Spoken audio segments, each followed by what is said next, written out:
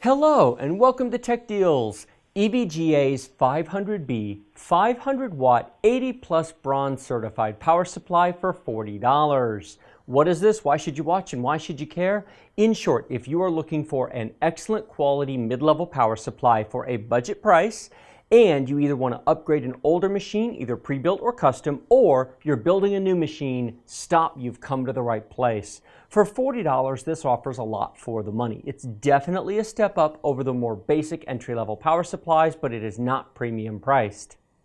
What comes with this? Well, in essence, it's a basic ATX power supply. It does come with a standard wall cable, and it comes with a variety of connectors, which I'll detail here in just a minute. The 80 plus bronze certification means that it is at least 85% power efficient when operating in the middle band. What does that mean? If it needs 100 watts for your computer, that means it'll pull no more than 115 watts from the wall. It pulls less power from the wall than an uncertified power supply does. That saves you money over time. It comes with some other features, such as a 120 millimeter silent fan, which is very nice right there on the bottom. That is going to be much more quiet than the 80 or 92 millimeter fans found in less expensive power supplies that are on the rear.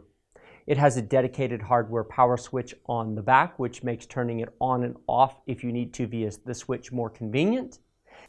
And it features black sleeved cables, which allow you to avoid the mustard colored and ketchup colored cables inside your machine if you're trying to do an aesthetic build, whereas the less expensive power supplies generally do not have the sleeved cables.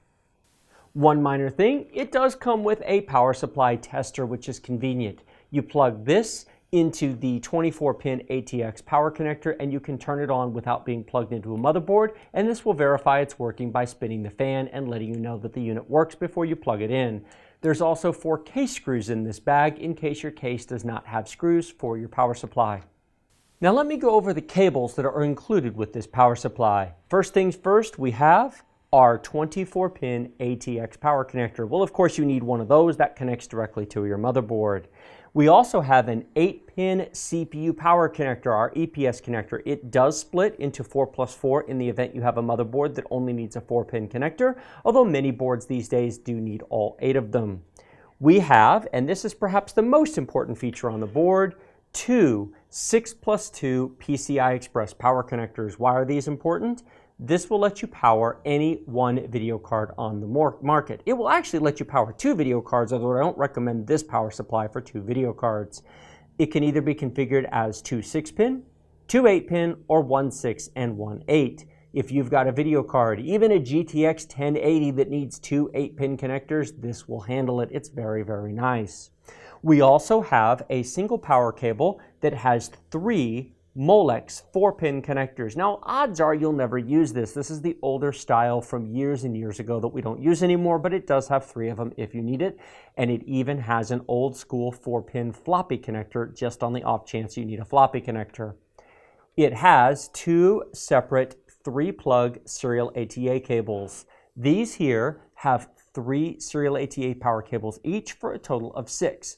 DVD drive, hard drive, solid state drives. This is plenty of cables for a power supply of this rating. Moving on to the unit ourselves, the nice thing about the size of this unit is it is a standard ATX size. More powerful units tend to get longer as they get more powerful. An 800 or 1000 watt power supply is not going to fit into a standard mini tower or even most mid-tower cases. This is a direct drop-in replacement in most pre-built machines. In fact, I will probably end up installing this in a Dell or an Acer machine and do a video of it to show you how easily it installs in most of those machines. It also provides something that cheaper power supplies don't. 480 of the 500 watts can be provided on the 12-volt rail. Why is that important? That's what drives your graphics cards. That's what drives your high-end CPU. The high power draw components are on the 12-volt rail, not the 5 or the 3.3. Less expensive power supplies might only provide 300 to 400 watts on the 12-volt rail. This one does 480 watts. It also will provide all 500 watts at 40 degrees Celsius. Now that's the temperature of the power supply, not your CPU or graphics card. So even in a relatively hot environment, this will still provide plenty of power. Now I mentioned before that I don't recommend this power supply for systems with 2 graphics cards. Not to worry, if you still want these features but can pay $10 more, the EVGA 600B is exactly the same power supply, but it provides 600 watts instead of 500 watts. Same connectors, same cables, but if you need an extra 100 watts of power for $10 more for 2 graphics cards, such as a pair of RX 470s or 480s or GTX 1070s, then this 600 watt version of this power supply is what I would recommend.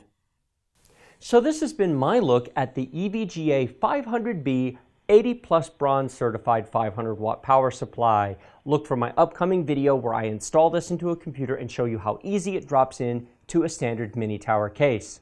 Like this video if you like it, share it with your friends if you loved it. Remember to subscribe to my channel using the big huge red button directly below this video. Questions and comments in the comment section, and as always, check out the video description below. Links to my other power supply reviews will be down there. Links to Amazon and Newegg where you can buy this power supply. It is a great deal for the money. And if you appreciate this video or any of my videos, be sure to use those links when you go to shop at Amazon and Newegg. I would greatly appreciate it. Thank you very much for watching. I will see you in the next video.